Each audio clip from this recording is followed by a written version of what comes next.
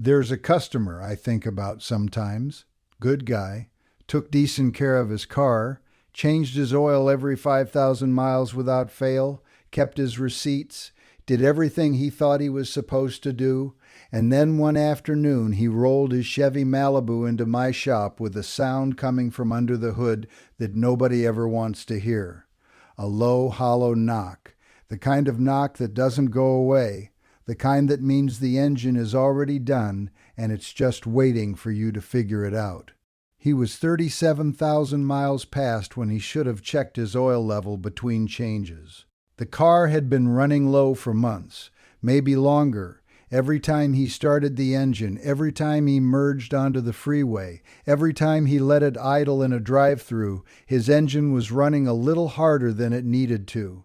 Friction building where there should have been a clean film of oil between every moving surface, and by the time he noticed anything at all, the bearings were gone and the engine was weeks from seizing completely. He did everything right except the one thing that actually mattered.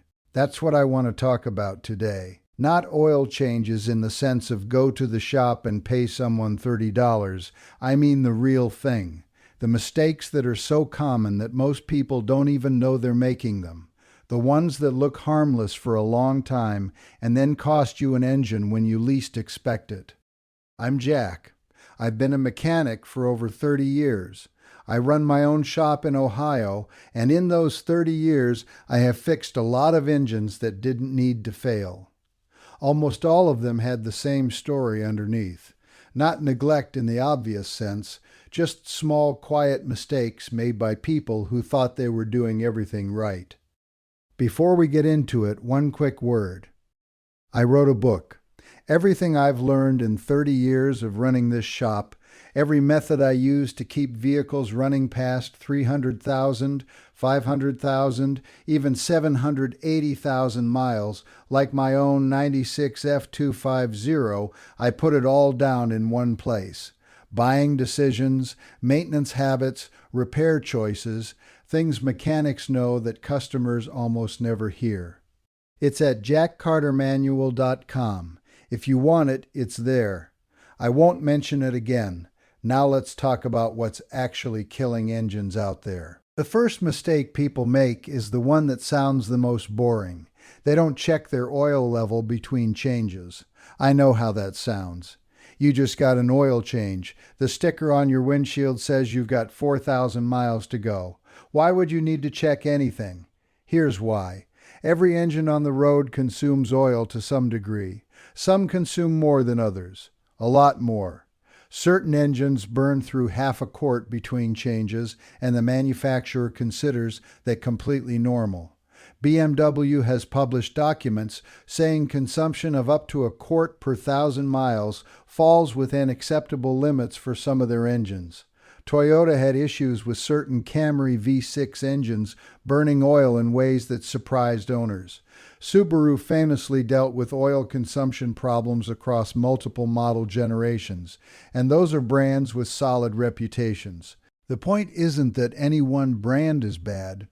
The point is that your engine might be consuming oil right now and you'd have no idea, because the warning light on your dashboard is not designed to protect your engine.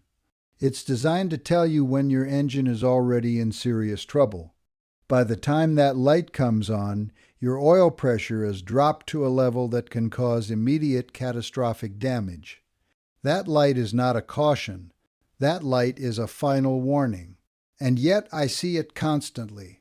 Customers who come in and tell me they don't check their oil because they just had it changed 3 months ago, 2 months ago, last month. Here's what I tell every customer who sits across from my desk. Check your oil once a month, pull the dipstick, wipe it off, put it back in, pull it again.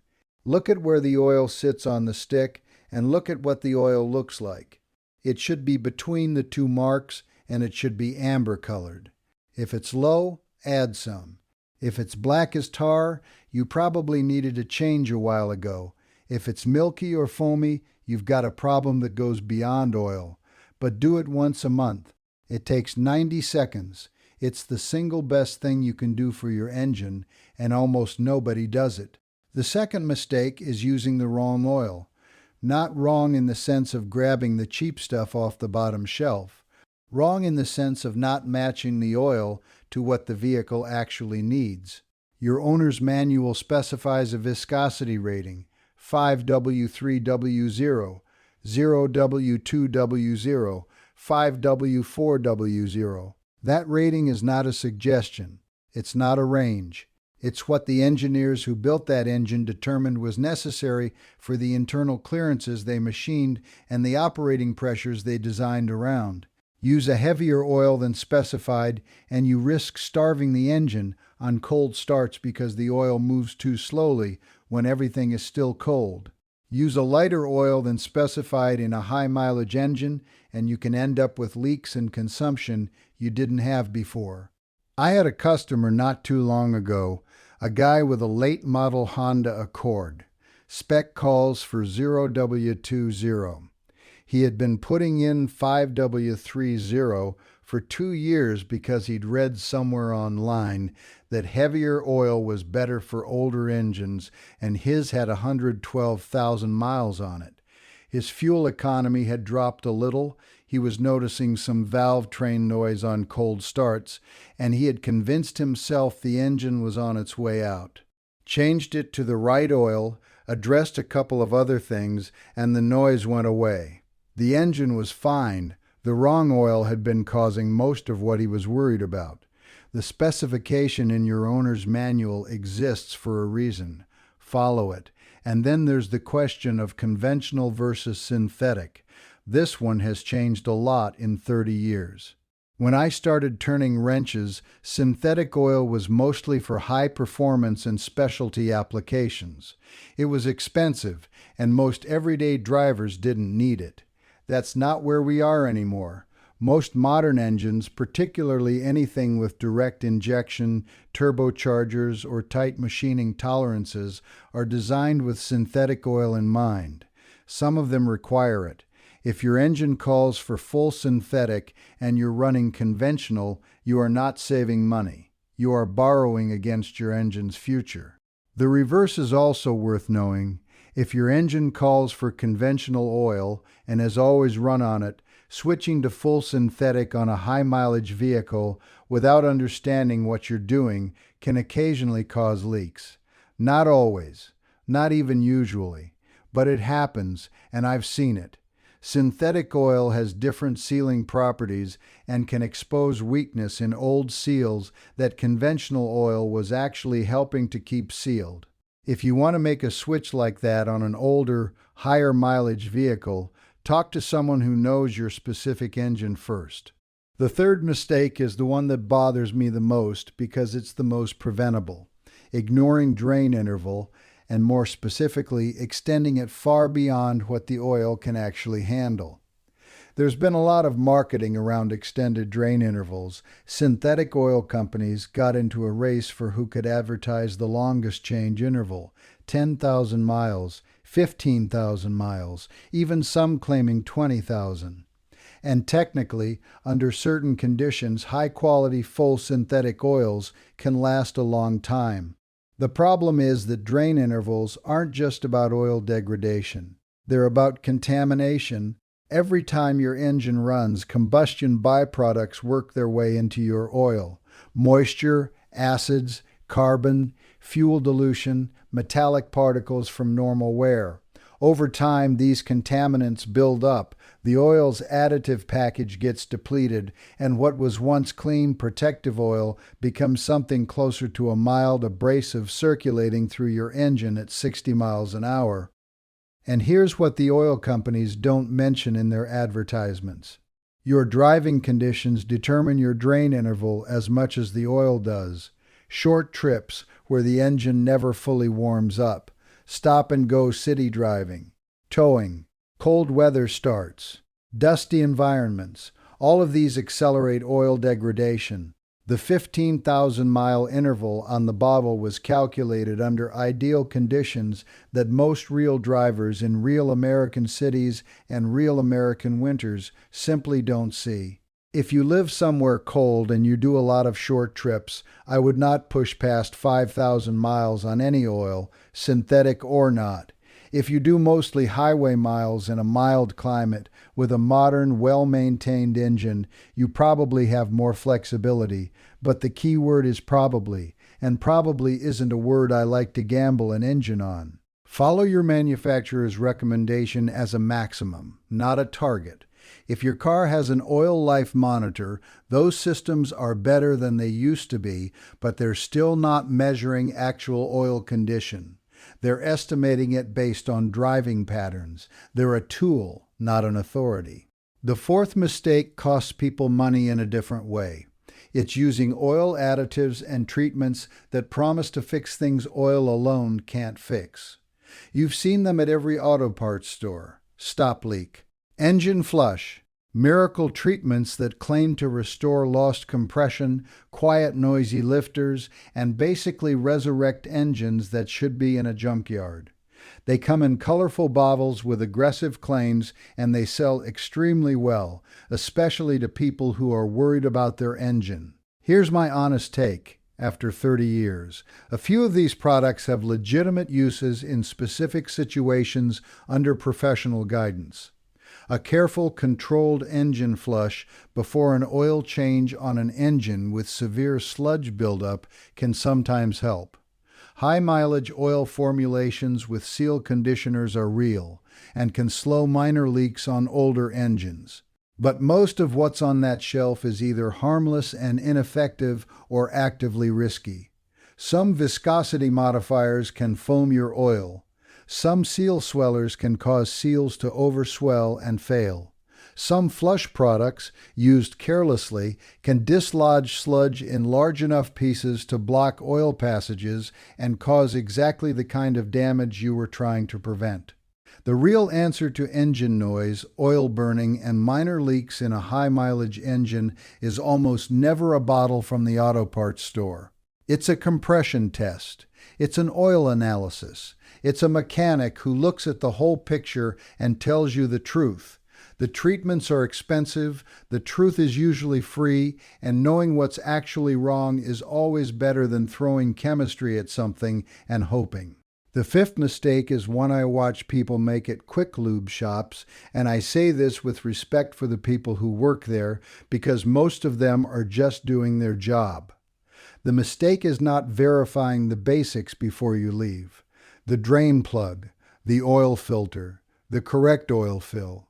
These are simple things, but they fail. Not often, but they fail. I have seen drain plugs left loose that let oil drip away over weeks. I have seen oil filters improperly seated that failed under pressure. I have seen the wrong oil fill quantity that left an engine overfilled, and overfilling is its own problem because excess oil gets churned by the crankshaft into a foam that can't properly lubricate the engine.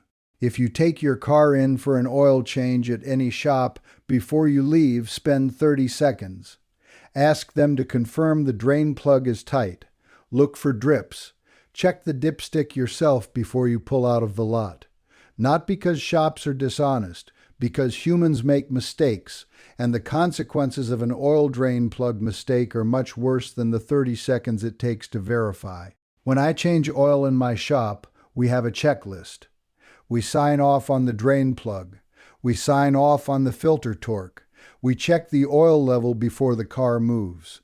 That process exists because I've seen what happens when it doesn't. The sixth mistake is related to the oil filter itself, and it's one that a lot of people doing their own oil changes get wrong. Two specific errors. The first is over-tightening. The second is under-tightening. Over-tightening a spin-on oil filter with a filter wrench is one of the most common DIY mistakes I see. The filter gasket gets crushed.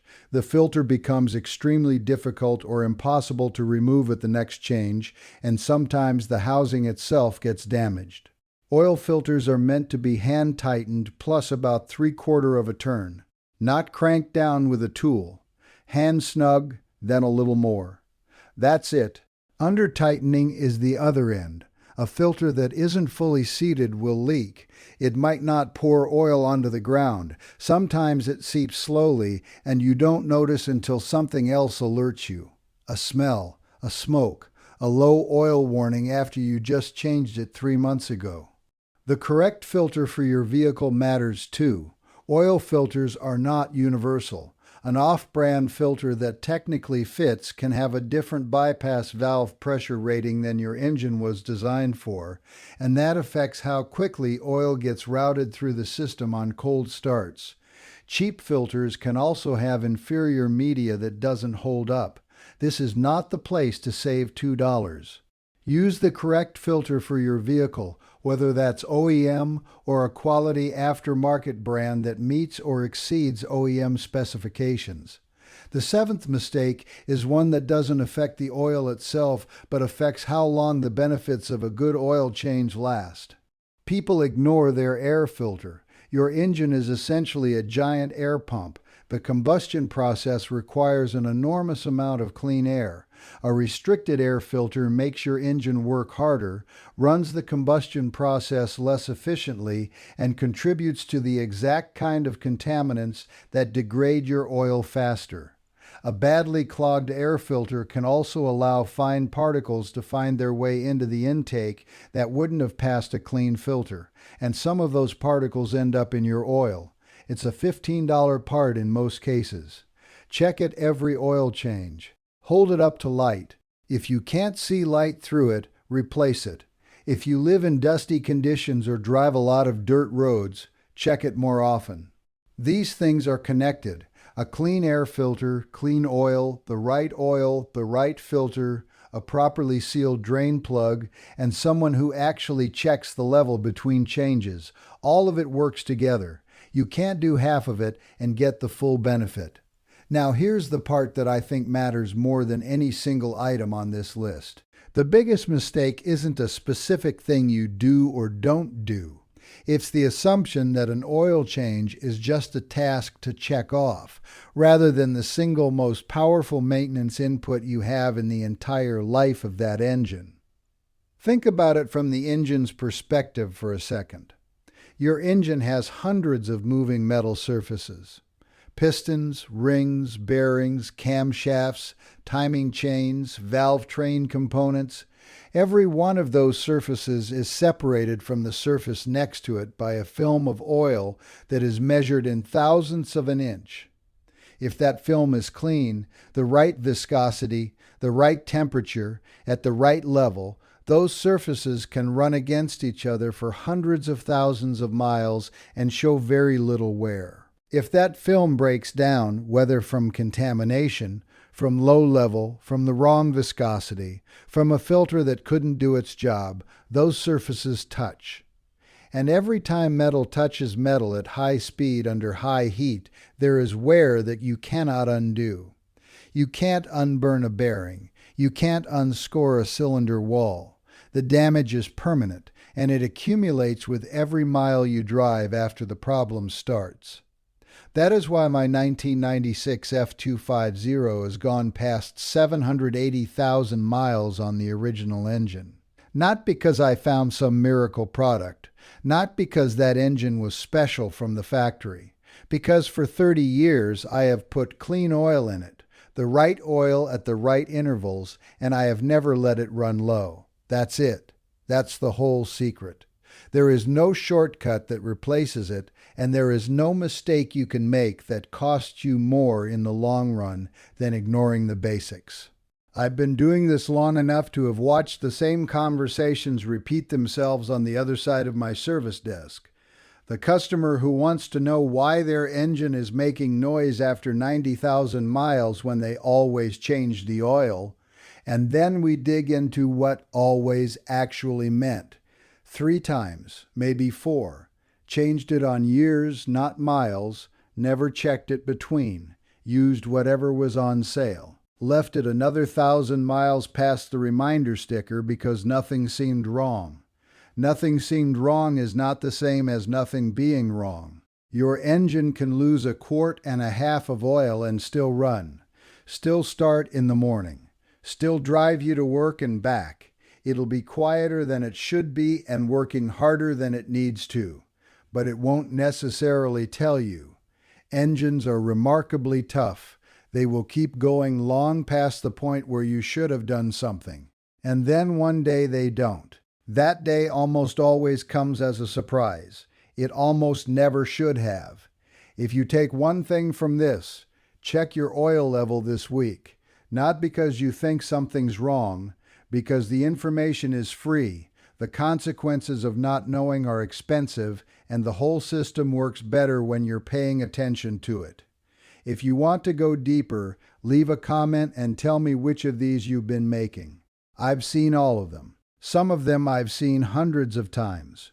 You're not the first person to make them, and knowing what to fix is always the first step. I'm Jack. That's what 30 years at the shop looks like when you put it into 5 minutes. Drive smart.